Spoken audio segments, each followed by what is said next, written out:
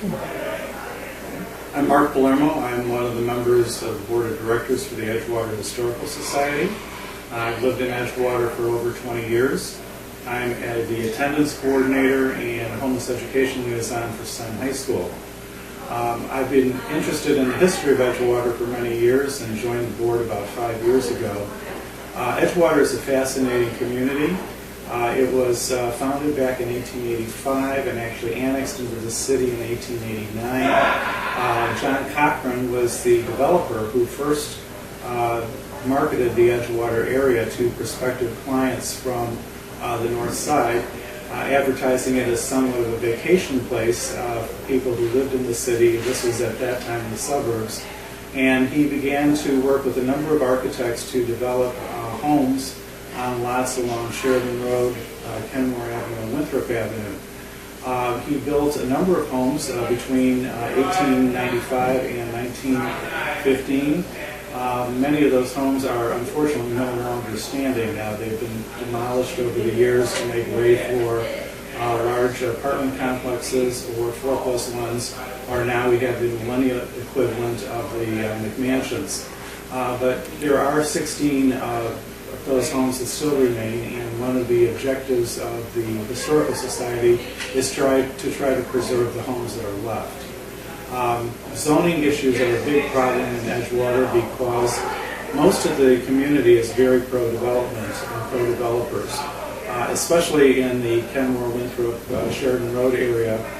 It's a very high-density area, and people feel that because it's along a major transportation corridor, being the Red Line of the L and Broadway, that area should be developed more densely. Our feeling is that's fine, but we do want to try to preserve the history of what's already there, saving those 16 mansions as well as a number of notable 2-flats and 3-flats. John Cochran developed the area, again, between Foster Avenue on the south and Devon Avenue on the north, with 3 separate subdivisions, with developing the most southern subdivision first. And he also did a 4th edition in Edgewater, west of Broadway, as well as having a hand with Lakewood Balmoral, an area of mostly single-family homes between Foster and Bryn Mawr, just west of Broadway. As part of my responsibilities for the Historical Society, I serve on Alderman Mary Ann Smith's 48th Ward Zoning and Planning Committee. We meet usually monthly to look at the various developments that planners are working with in the ward. The committee consists of about 56 people that represent various constituencies in the ward.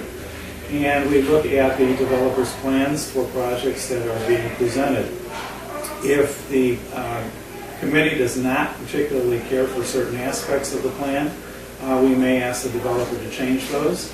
And we sometimes will reject a proposal and ask the developer to come back with a different proposal that would more fit the needs of the community. I'm going to stop there and I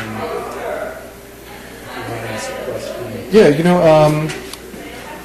one of the things I was curious about, and you talked about a lot of the questions that I was going to ask actually, but one of the things I was curious about, I had seen a lot of information about Cochran's use of electricity and paved roads and sidewalks in, I guess, the 1870s, 80s?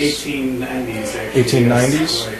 Yes, Cochran was very progressive in marketing homes that people would enjoy. Actually, he was developing vacation homes for the upper class, and so he had to bring in the amenities that would help them or be attractive to them.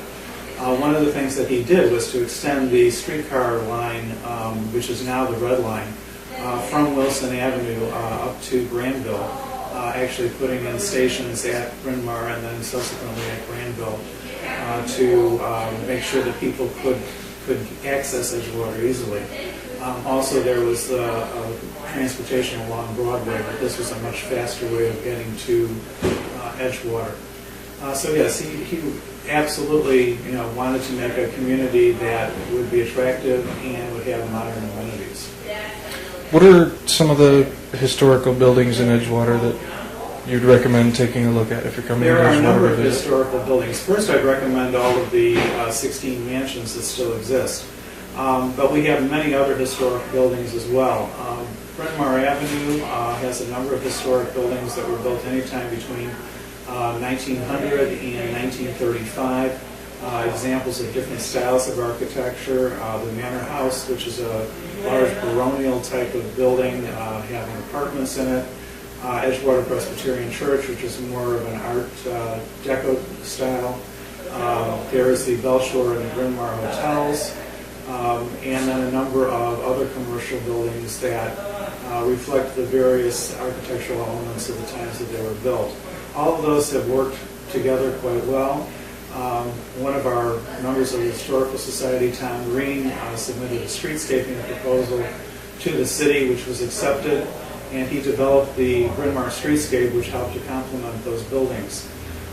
It seems to all work, and actually now we're petitioning the aldermen to have that designated as a city landmark to prevent demolition of any of those buildings.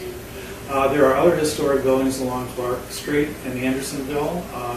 You may notice a number of the different 2 flats and 3 flats with storefronts that have been preserved over the years. Again, we're trying to make sure that the essence of Clark Street is not diminished as it becomes a much more popular street, as rents are raised, and as national chains are looking at placing their stores on Clark Street. We want to try to retain the community feel. We want to try to retain the local merchants. We don't want anyone coming in and tearing down the buildings for mega developments. So we're working very hard to formulate a process right now at the Alderman's office through the Planning Committee to make sure that the community feel of Andersonville remains. Great. Thank you very much, Mark. Fantastic. Thank you for spending time with us.